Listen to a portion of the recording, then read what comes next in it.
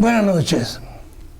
Una vez más les agradecemos que estén ustedes viendo y escuchando nuestro humilde programa.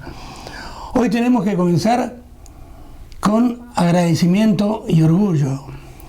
Agradecimiento a un buen amigo que tenemos desde hace muchos años aquí en la ciudad, en el pueblo de Sejín, en el noroeste de Murcia, Santos López, que hace algunos años nos recomendó a Francisco Turrión Peláez, hidrogeólogo, para que lo trajéramos a nuestro programa.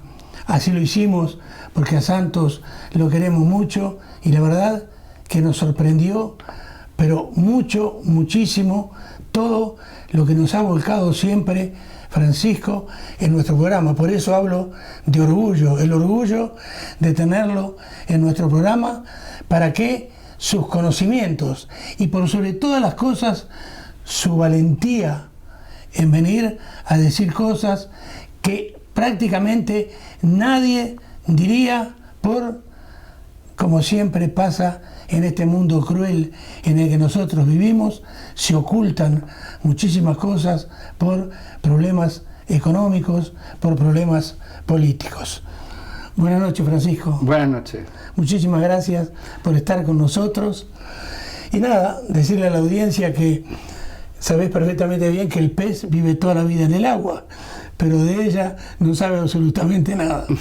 Sin embargo, para mí sos una Biblia en lo que se refiere al agua, porque siempre rotundamente expresás lo que el agua es en este país. En fin, nos has preparado, porque nosotros somos ignorantes en el tema, entonces algunas preguntas. La primera sería, decías, ¿qué consecuencias va a tener para la región de Murcia la reciente sentencia del Tribunal Supremo sobre los caudales ecológicos del río Tajo y sobre el río Tajo Segura, del Tajo y de Segura? Pues sí, vamos a ver qué consecuencias va a tener, ¿no? Bueno, pues como sabrán los espectadores, recientemente el Tribunal Supremo ha emitido van 3 sentencias, ha dictado ya 3 sentencias coincidentes en señalar que el plan hidrológico del Tajo es nulo en una serie de artículos en cuanto a lo que era el caudales mínimos del Tajo. ¿Esto qué significa? Lo que el Tribunal Supremo ha dicho, que el Tajo tiene que ser un río vivo, no tiene que ser un río moribundo, que tiene que tener un caudal para hacerlo vigoroso, para hacerlo un río que mantenga sus ecosistemas fluviales, su vida fluvial, sus peces, su vida, como decimos, de ese río en todos sus tramos del Tajo, tanto en la zona de Aranjuez como en Toledo o en Talavera. ¿Eso qué significa? Que la reserva estratégica de agua que tiene que quedar en los embalses de cabecera del Tajo, conocido por todos entre Peñas y Buendía, tiene que ser la suficiente para permitir que durante el año completo ese caudal ecológico que se va a fijar, ese caudal que va a permitir el río, un río vivo, un río pleno, mantener ese caudal. Es decir, ya no va a haber una reserva para mantener un caudal mínimo. Es decir, esto es como un enfermo, ¿no? Dice, ¿cuál es el agua que yo necesito para estar en coma y no morirme? Esa es una cantidad de agua. ¿Y cuál es el agua que yo necesito al día para estar vigoroso y estar bien? Bien, el Supremo ha dicho que el Tajo debe tener un caudal para estar vigoroso, para estar bien. Por tanto, si deben aumentar la reserva estratégica de agua de estos embalses, la capacidad de trasvasar agua hacia Murcia a través del acueducto Tajo Segura va a descender. Esa va a ser la consecuencia. La consecuencia que debemos ir asimilando es que el trasvase Tajo Segura tiene los días contados. Es decir, estamos hablando de que en la actual situación de escasez de agua en la cabecera del Tajo, de problemas frecuentes de sequía, va a ser muy prioritario el caudal del Tajo para la cuenca del Tajo que el trasvase Tajo Segura. Es decir, tenemos que buscar alternativas al trasvase Tajo Segura urgentemente, porque no se va a poder trasvasar nada. Esa va a ser la conclusión primera que trae las sentencias del Tribunal Supremo. Esto es algo que los ciudadanos debemos visualizar y darnos cuenta, porque por lo que estoy viendo hasta ahora, los políticos no acaban de ver esta realidad. Parece que viven en un poco una realidad virtual, dicen, no, el trasvase es irrenunciable, ya, pero es que a lo mejor lo que estás diciendo que es irrenunciable es el conjunto vacío. Es decir, eso es realidad virtual. Tú no puedes a los ciudadanos tenderles pendientes de un agua que ya no va a estar. Por tanto, los políticos deben tener sentido de Estado y empezar ya a informar a la opinión pública que esté tranquila, que no va a haber problema, porque lo mismo que regábamos con el agua del Tajo, perfectamente lo podemos regar con el agua de las aguas subterráneas de la cuenca del Segura y las aguas desaladas. Ahora bien, ¿por qué todos los meses o cada 2 meses nos llega a nosotros en nuestra casa en Sejín una factura de Hidrogea tan elevada? Bueno, lo primero hay que decir que Hidrogea es una empresa multinacional que depende del grupo Agbar. No es culpa ni tuya ni mía que las aguas de los municipios no sean gestiones municipales, como se gestionan otras muchas cosas. Se gestionan, pues yo qué sé, las bibliotecas o se gestiona el cobro de impuestos, etcétera, ¿no? Porque cuando el agua es municipal, pues no es un negocio. Y entonces, bueno, pues si un señor pues decide en su fábrica o en su industria, en vez de lavar los camiones de esa fábrica con agua del grifo, lo decide con un pozo, pues al ayuntamiento eso le da igual, un recibo menos que tiene que cobrar o un volumen menos. Pero cuando el agua está controlada, el agua municipal la gestionan empresas privadas, su objetivo, aunque nos digan que no, pero es ganar dinero, ¿no? Entonces no interesa que nadie coja otra agua, como la subterránea, que no sea la del grifo, porque ya nos interesa cuantas más facturas se paguen, mejor, y cuantas más caras, mejor. También porque nos han hecho creer que no tenemos agua debajo de nuestros pies, que debajo de nuestros pies eso es todo negro, no hay nada, y que la única agua que tenemos es fluvial, y como en esta cuenca el agua fluvial, porque es tan porosa, tan oquerosa el agua, que se infiltra tanta, hay poca, pues nos hacen creer que como hay poca, hay que subir el recibo y hay que hacerlo más caro. Francisco, hay un proverbio africano que dice, porque lo dicen los propios africanos, que el agua sucia no puede lavarse. ¿Es cierto? ¿El agua sucia no puede lavarse? Pues, hombre, yo no estoy muy de acuerdo.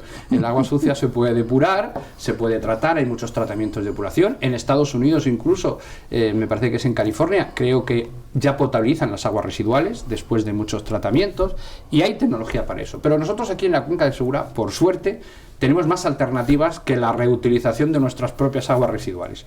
Tenemos un potencial de agua subterránea muy grande que, en mi opinión, nos han ocultado para hacernos depender de los trasvases. ¿Podemos decir, entonces, por lo que has dicho anteriormente, que estamos ya cerca del fin del trasvase? Efectivamente. Cuando el gobierno de España, en la cuenca del Tajo, fije esos caudales ambientales que son consecuencia de estas sentencias del Supremo, como decía, las reservas estratégicas de entre Peñas y Buendía tienen que aumentar para satisfacer ese caudal ecológico, y entonces el volumen de agua a trasvasar va a ser menor. Va a ser menor, que va a llegar a ser nulo, ninguno, cero. Y todo eso nos exige que reorientar nuestra política hidráulica en la cuenca del Segura, y esto nos hace falta cambiar de estrategia, repensarnos y darnos cuenta, adelantarnos a esa consecuencia. Ahora, todos saben que somos, nuestro cuerpo, un 70% de agua. Por lo tanto, Francisco, el ciclo de la vida y el ciclo del agua es más o menos lo mismo. Bueno, pues el ciclo de la vida sí, y el agua nace, por decir de una forma, empieza de los mares, en esas gotas de agua que vemos, que asciende a la atmósfera se carga de humedad, y esas nubes avanzan hacia el continente y llueven en el continente. Una vez que ese agua llueve sobre la tierra, en función de la temperatura, la absorben las plantas, una parte de ese agua es evaporada por el suelo, otra evapotranspirada por las masas boscosas y por el campo, y lo que queda, la diferencia entre esa lluvia que no se ha evaporado, es lo que se denomina el recurso natural de agua. Y ese recurso natural de agua tiene dos caminos, dos flujos. el flujo fluvial, lo que se denomina escorrentía, y el flujo que no es fluvial, es decir, el agua subterránea que no va al río, lo que se denomina recarga, el agua que va al mar de forma subterránea. Lo que nos han hecho creer es que solamente tenemos el primer flujo, que solamente tenemos agua fluvial, y que, como nos han hecho ver que el agua subterránea que va al mar no existe, por tanto nos han hecho creer que tenemos poca agua. Ahora, para que la gente lo entienda, fuentes y manantiales, ¿son la misma cosa? Depende, ¿no? Son conceptos que hablan de agua surgente en el terreno, ¿no? Pero no los dos surgen de la misma manera. O por lo menos no todos los manantiales y fuentes, que podemos asimilar el concepto a una emergencia de agua, a una sed de agua, tienen su mismo origen. Podemos decir, manantiales que son de origen, podemos decir, gravitatorio, donde la fuerza de la gravedad es lo que hace salir ese agua al exterior, es decir, el agua se infiltra en el terreno, va infiltrándose poco a poco hasta que llega a una capa impermeable. Cuando llega a esa capa impermeable, una arcilla, una marga, ese agua no tiene posibilidad de seguir hacia abajo, hacia el interior de la Tierra, por la fuerza gravitatoria, y entonces ese agua lo que se desliza lateralmente y acaba saliendo al exterior en una fuente. Pero hay otro tipo de fuentes o manantiales que tienen otro origen, que digamos que la energía que los mueve, la fuerza que los mueve es la presión que se denomina de confinamiento. Es decir, tenemos una montaña, dentro llueve, cuando llueve se infiltra el agua en esa montaña y ese agua va penetrando por el interior de la Tierra. Imaginemos un estrato inclinado con forma así como doblado, ¿no? Entonces, ese agua va quedándose en el interior de la Tierra a presión. Cuando nosotros desde la superficie atravesamos, o cuando hay una falla, una fractura del terreno que atraviesa capas impermeables, ese agua que está bajo a presión por vasos comunicantes asciende a la superficie y sale al exterior. Son dos tipos diferentes de manantiales o fuentes, pero no funcionan de la misma manera. En el primer caso, cuando se seca la fuente, se ha secado el acuífero que está de encima. En el segundo caso, cuando vemos secar la fuente, esta que funciona por vasos comunicantes, por presión, lo normal es que hayamos hecho algún pozo cercano de esa falla que al bombear agua le quitamos presión a la surgencia. Es decir, el acuífero sigue lleno, pero en ese punto el agua no tiene la fuerza para salir a la calle. Este es un error que se suele confundir y en la región de Murcia tenemos varios ejemplos de estos nacimientos surgentes por falla. Tenemos, por ejemplo, Somogil, en Moratalla, aquí cerca. Tenemos, por ejemplo, la fuente de Burete, aquí en Cejín. Tenemos también el Gorgotón en Ciezan, en el cañón de Almadenes, donde podemos ver cómo ese agua del interior de la Tierra fluye hacia afuera por esta presión que hay en el interior por vasos comunicantes. Es decir, los acuíferos están llenos, solo que tenemos que ser muy sensibles en el entorno por donde emanan para no afectarles y quitarles esa presión de salida. Francisco, en Uruguay el agua podemos decir que es inclusive más cara que aquí. De acuerdo al poder adquisitivo del uruguayo, es carísima. Sin embargo, tenemos, yo diría, cientos y cientos de manantiales a través de norte a sur, de este a oeste, lleno, pero de manantiales de agua surgente que es potable y que se puede tomar, inclusive muchos de ellos son medicinales. Por ejemplo, para eliminar cálculos renales, por ejemplo. ¿Aquí también en España hay ese tipo de manantiales? Hombre, muchísimo. Todas las aguas embotelladas, la mayoría de las aguas que bebemos son aguas de manantial, de nacimientos, de surgencias de agua pues de excelente calidad, de algunas con mineralización débil, con mineralización de tipo medio, etcétera, aguas muy buenas. Aquí nosotros en la cuenca del Segura tenemos un potencial de agua subterránea buenísimo, que de hecho hay plantas embotelladoras. Tenemos también incluso ese agua subterránea alumbrada a través de pozos, agua que es pues de embotellar, pero la mala suerte que tenemos en la región de Murcia es que no nos bebemos ese agua de tan excelente calidad, que yo en algún vídeo aparezco bebiéndomela y cogiéndola con las manos y disfrutando de ella. Nosotros nos tenemos que beber el agua del Tajo, que está a 300 kilómetros. Es decir, despreciamos nuestra agua de embotellar, no la usamos y cogemos el agua de un río que está a 300 kilómetros y decimos que qué bien que nos bebemos el agua del Tajo. Pues bien, ese agua cuando viene tiene que pasar por el embalse de Camarillas, un embalse donde el agua del Tajo llega ahí, ¿no? Y se junta con el agua del río Mundo. Bien, después de antes de llegar ahí, a ese embalse, el agua ha pasado por unos terrenos ricos en yesos. Ricos después de ese tramo, bueno, en esa zona, ¿no? Es un terreno rico en yeso que hace que el agua, la calidad de ese agua que viene del Tajo es un agua que se empeora en calidad, se empieza a enriquecer en sulfatos y empeora. Es decir, de tal forma que el agua que nosotros tenemos, por ejemplo, en Calasparra o en Cejín, del acuífero cretácico de la zona de Calasparra, es de mucha mejor calidad que la que estamos bebiendo del Tajo. Pero es que la del sinclinal de Calasparra no la bebemos. Como digo, nos han hecho depender de un agua externa. A mí me llamaba mucho la atención hace poco una noticia en la prensa que decía lo siguiente, dice, los pozos de sequía de la Confederación se van a parar para beber porque viene agua del Tajo. A mí eso me parecía un poco esquizofrénico, ¿no? A mí me parece de un mundo de locos, ¿no? Es decir, el agua mía que tengo aquí, al lado de mi casa, no la voy a beber, voy a cerrar, voy a no usarla, porque voy a usarla de un río distinto a 300 kilómetros, con unos problemas ambientales muy graves, con un río degradado y con una gente allí que no quiere darnos el agua porque consideran que es suya, ¿no? Dices tú, ¿esto cómo se explica? ¿Qué hay detrás de todo esto? ¿Por qué nos están ocultando nuestra propia agua? ¿Por qué si yo bebo esa agua no la podemos beber los demás? ¿Por qué ese agua, si la pudiéramos meter en la red de agua potable, bajaría mucho el recibo de agua? Beberíamos muchísima mejor calidad. Y no diría la gente, ay, yo no bebo agua del grifo, yo la compro. Nosotros tenemos agua aquí, en Murcia, en la región de Murcia, similar al agua de Madrid. Si usted, como tú sabes, es famosa el agua de Madrid. En Madrid vas a los restaurantes y dices, póngame agua de Madrid, y te trae una jarra porque el agua de Madrid tiene fama de ser muy buena. Bueno, pues nosotros tenemos esa potencialidad y nos la están escondiendo, nos la están negando porque hace 40 años hicimos un trasvase y desde hace 40 años estamos en guerra con Castilla-La Mancha, y en toda guerra la principal víctima, la primera, es la verdad y la información. Desde ese momento, todo aquello que pudiera hacernos autosuficientes, toda aquella investigación que pudiera hacer que viviéramos nuestra propia agua, ha sido apartada, escondida, información secuestrada, para hacernos creer que solamente nuestra supervivencia está a 300 kilómetros. Empleaste una palabra que me gusta mucho, el agua secuestrada, y me lo van a agradecer dos grandes empresas que hay en mi país, en Uruguay. Son agua mineral Salus, se llama una, y la otra agua mineral Matutina.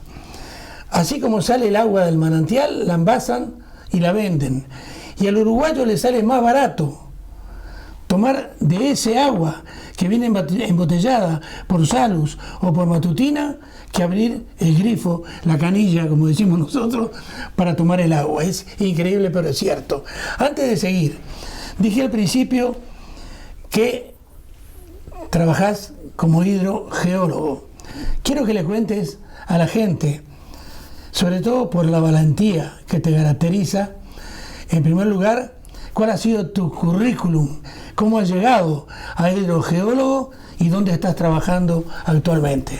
Bueno, pues yo hice la carrera de geología en la Universidad de Salamanca, y cuando terminé la carrera, pues hice la tesis de licenciatura en yacimientos minerales, porque mi objetivo, lo que me gustaba, era trabajar como geólogo en las minas. A lo mejor podía haber estado ahora en Chile o en la mina de Chuquicamata, por ejemplo, o en cualquier otra, trabajando de geólogo. Pero a mí yo consideraba que me faltaba mucho que aprender. Veía que el tema del agua subterránea podía tener futuro, y probé a solicitar becas para 2 cursos de hidrogeología que se impartían en aquel momento, en el año 89, en Madrid. Tenía yo 25 añitos, ¿no? Y bueno, eché las solicitudes sin esperar que me fueran a llamar. De hecho, yo ya tenía un contrato con el Instituto Geológico y Minero de España para trabajar en Salamanca, en la oficina del IGME, en materia de minería, de yacimientos minerales, ¿no? Yo había hecho una tesis de licenciatura sobre los yacimientos de manganeso de la provincia de Zamora.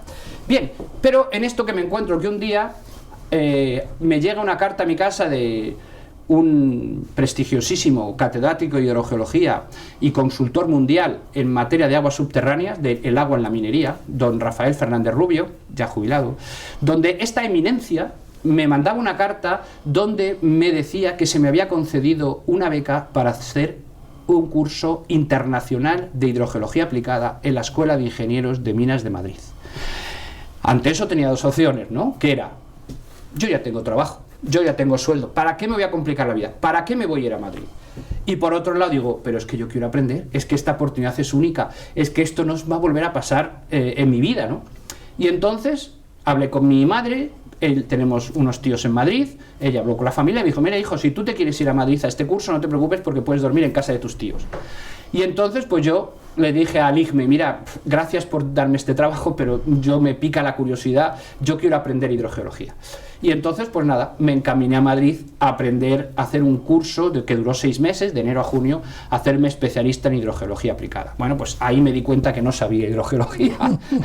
Me di cuenta que la carrera no había aprendido muy poquita hidrogeología. Ahí conocí a profesores maravillosos, que no voy a revelar todos sus nombres porque no se extendería mucho. Entonces ahí se me abrieron los ojos, vi otra forma, vi cómo funcionan los acuíferos, aprendí cómo realmente su hidrodinámica es más compleja de lo que nos quieren hacer creer. Y cuando yo ya ese año fui a pedir trabajo, y mi primer trabajo, no me estoy entendiendo mucho, pero fue de peón de geofísica en los Pirineos, entre Panticosa y Formigal. Ya con este curso, ya con este máster, mi primer trabajo fue de operario, de peón, ¿no? Pero yo quería aprender en campo, mover aparatos de geofísica. Bueno, resumiendo, al año siguiente me entero que en Murcia hay unas oposiciones de 2 plazas, salen en el periódico ABC, me llama un amigo, oye, que salen 2 plazas de geólogo o doctor en ciencias geológicas en la Confederación Hidrográfica del Segura. Pues nada, he hecho los papeles, me examiné una vez, 2, 3 veces, porque eran varios exámenes, y aprobé. Y con 26 años, creo que tenía, pues entré como geólogo en la Confederación Hidrográfica del Segura y dije, pues qué bien, esto es un trabajo para toda la vida, etcétera, ¿no? Desde entonces, en el primer momento, pues vi pues que había profesionales en aquel momento sensibles con las aguas subterráneas, pero que había mucho camino que hacer. Y desde entonces, pues tuve la suerte que en el 2005-2009 llevé la dirección técnica de la batería estratégica de pozos de sequía, unos 60 sondeos que dan más de 100 litros por segundo de agua de excelente calidad, que eran capaces de movilizar 135 hectómetros, y entonces me di cuenta que todo lo que había aprendido en la Escuela de Ingenieros de Minas de Madrid en ese curso era verdad. Y además estaba ya escrito. Es decir, no era cierto eso que me estaban machaconamente diciendo, que se oía aquí, Murcia no tiene agua, Murcia como es seca, Murcia como tiene sequía, Murcia como es que, claro, como esto no hay agua, como no... Dije, pero vamos a ver, no hay agua arriba, pero abajo tenemos un auténtico río subterráneo. Hacías un pozo de 400 metros, tocabas la caliza con agua y el agua salía sola y la bebías, como pasa en Moratalla, el sondeo al árabe, otros muchos casos, ¿no? Entonces desde ahí sentí la necesidad de que esto lo tenía que conocer la opinión pública, ¿no? Yo que me había autoconvencido, ya lo sabía, pero ahora ya lo había visto, ¿no? Como dice el Evangelio, porque has visto, has creído, ¿no? Que le dijo Jesús a Santo Tomás, ¿no? Pues yo ya lo había visto, lo había tocado y había hecho, digo, esto se tiene que saber, ¿no? Y desde entonces, pues me creí con la obligación moral de por lo menos algún día a mis nietos contarles yo por lo menos lo intenté, yo por lo menos lo conté. Esto del agua, esto es un cuento, esto nos han engañado, nos han dicho que no hay agua y es mentira, lo que nos la han escondido. Y eso se tiene que acabar. Y desde entonces pues estoy ahí, tuve la gran suerte que Milton me llamó para hablar en un programa la primera vez sobre fracking, luego me han llamado, hasta que recientemente, el año pasado, Greenpeace, a través de Julio Barea, me propuso y dice, oye, nos interesaría que tú hicieras un libro, un estudio sobre la cuenca del Segura, tu opinión y tal. Y yo les hice una propuesta, digo, mira, yo quiero hablar de esto, este es el índice. Dice, estupendo, hazlo, ¿no? Y de ahí salió el libro que está en internet, La trama del agua en la cuenca del Segura 10 años después, ¿no? Después de un año de entregar el libro, pues me dijeron, oye, que vamos a ya presentarlo oficialmente y queremos que tengas a Toledo a dar una rueda de prensa, ¿no? Las conclusiones de ese informe era que Murcia tenía agua suficiente entre agua desalada y subterránea y que se podía perfectamente desenganchar del trasvase en 3 años. Bueno, pues fuimos a Toledo, dimos la rueda de prensa. Ese mismo día, el consejero de Agricultura de Murcia mandó un audio a los medios de comunicación, Francisco Joda, donde me insultaba, donde decía que, en fin, auténticas aberraciones, ya no es consejero. Yo me quedé impresionado porque dije, vamos a ver si este señor no le ha dado tiempo a leer el informe, si se ha presentado esta mañana a las 12 y son las 5 de la tarde y ya está diciendo esto. A raíz de ahí, bueno, pues parece que salimos en televisión española, tuvo mucha repercusión todo lo que decía. El gobierno de Castilla-La Mancha me dio el premio Día Mundial del Agua del año pasado a la investigación y a la innovación, que recogí en Sisante.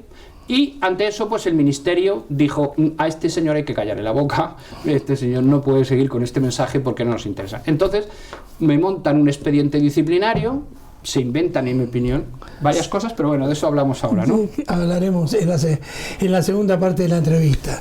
Te cuento que antes de que llegara, estábamos hablando con Antonio Abril Puerta, que es nuestro realizador y nuestro gran amigo, culé de toda la vida, y estábamos hablando que nada de Messi ni de Piqué, hablábamos de mi compatriota Luis Suárez, que se implica totalmente en cada partido, que tiene una valentía increíble, que hasta los muerde a los contrarios cuando no los puede superar. En fin, digo esto porque también aludo a tu valentía. Hablaste de la trama del agua en la cuenca del Segura 10 años después.